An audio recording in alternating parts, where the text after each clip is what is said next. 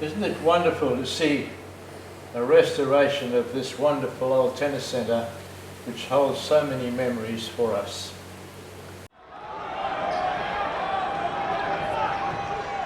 Good morning again, ladies and gentlemen. And in this particular YouTube with Geoff Masters, we're going to be talking about the early part of the career. And I was really surprised to learn when I read the book, A Century of Queensland Tennis, that Geoff, you won your first trophy as an 8-year-old playing in under 12s at Milton. Can you just tell us a bit of the story about that? Well, my mum and dad played some tennis, just good social tennis, and my dad used to always give me a hit at the tennis courts. And so from when I was 5 or 6, I was hitting tennis balls and was doing okay. And I played my first tournament basically at Milton when I was 8 and won the under 12s.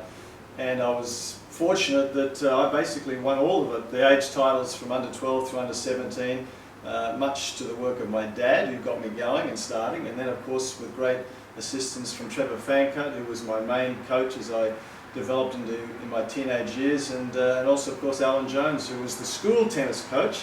So those two gentlemen played a significant role as well, and of course you know, the numbers playing tennis in those days were enormous. You know, the age titles used to have 1,200 kids playing in them. So it was a fascinating time, and you know, a time that I won't ever forget. It was really thrilling. Well, that's the same Alan Jones who's now the media star in Sydney, isn't it? Yes, that's the same one. Not the Alan Carr racing car driver, Alan Jones race car driver, but Alan Jones. He was my French teacher at school as well as a tennis coach, and he was.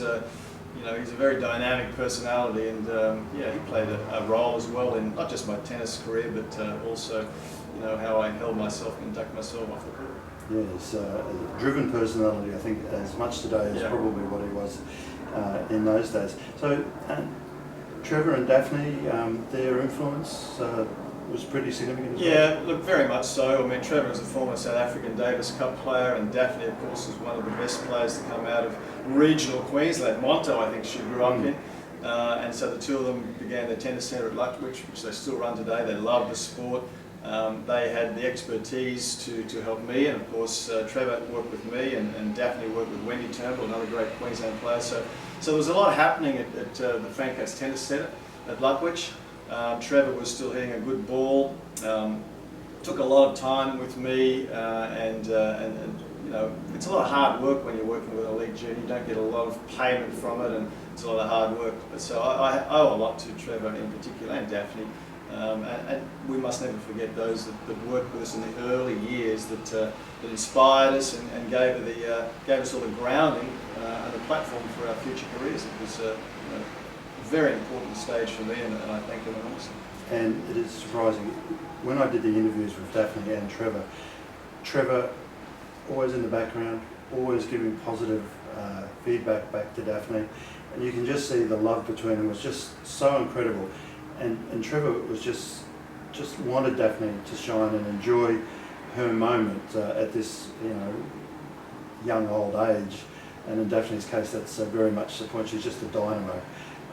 And it was really nice that the councils decided to call the amphitheatre at Ken Fletcher Park after Daphne, because hopefully in the end, when the council get around to considering the green at Fruit Park, and hopefully call that Wendy Turnbull Green, it's good to see the you know, the coach being recognised in Brisbane, and then the pupil as again part of the great tennis history and heritage that Brisbane has. And with that, we might say again good morning and thank you. I hope you're enjoying the YouTube channel and all the things relating to Fruit Park.